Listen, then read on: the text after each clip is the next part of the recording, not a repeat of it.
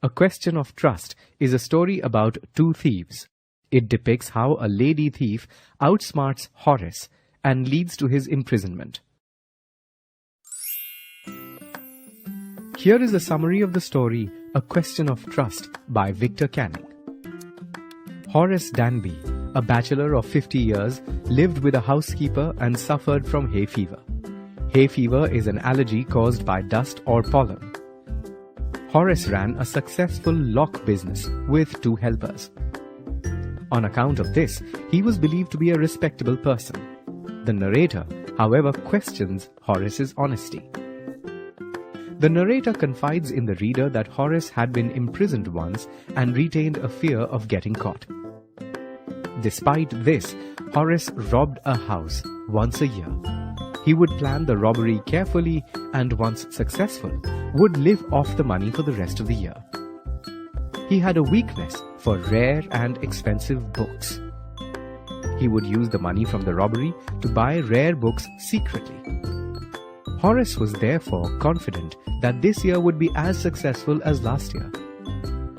He had already chosen his next target, a house at Shotover Grange. Horace had been watching the house for 2 weeks and knew it quite well now. He knew that the owners were in London and the house was empty. Horace had calculated that the safe contained £15,000 worth of jewels. The money from the jewels would last him for the year. Walking towards the house, he thought of the books he would buy with proceeds from the robbery. He put on a pair of gloves and took the key from the kitchen door. A little dog greeted him. Horace affectionately called him by its name and then moved on to the drawing room. There were flowers arranged on the table in the drawing room. It triggered his hay fever and he sneezed. Horace felt that the safe was not going to be difficult to crack. With confidence, he laid out his tools. Then he left the room to cut the burglar around. He sneezed when he entered again. The smell of flowers was proving as quite a distraction to his work. Suddenly, he heard a firm, quiet voice behind him, asking him whether he had a cold or hay fever. Then, the voice advised Horace to get his condition examined. Otherwise, it might adversely affect his work. Horace turned. He saw a woman dressed in red, quite young and pretty. Sherry, the dog, was standing by her. He assumed it was the lady of the house. Hoping to avoid trouble, Horace answered charmingly that he wasn't expecting anyone to be home.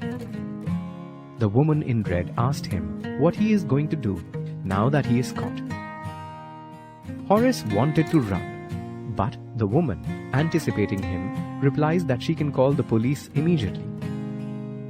Horace counters her by saying he would cut the telephone wire. Then he tries to frighten the woman. Finally, he asks her to let him go. The woman in red replies sharply that society must be protected from men like him. Horace protests by saying that he only stole from the rich. Furthermore, he confides in her his fear of prison. The woman now asks Horace for a favor in exchange for his freedom. She had forgotten the safe combination and needed his help in opening it. Horace, eager to help her, opens the safe and hands the jewels over to the woman. Then he takes his leave, promising to be good. For 2 days, Horace kept his promise. On the 3rd day, however, the temptation for rare and expensive books overcame his promise to be good. He started planning his next robbery, but poor Horace never got the chance. He was arrested for stealing the jewels from Shotover Grange. He had quite carelessly left his fingerprints all over the safe. Horace tried telling his story to the police. It was then he realized that the woman in red was another thief who had managed to trick him into giving the jewels. The real lady of the house had never even heard of him. So, Horace was sent to the place he feared the most, prison. He is now the assistant librarian in the prison library and gets angry whenever anyone mentions honor among thieves. That is where a thief does not betray another thief.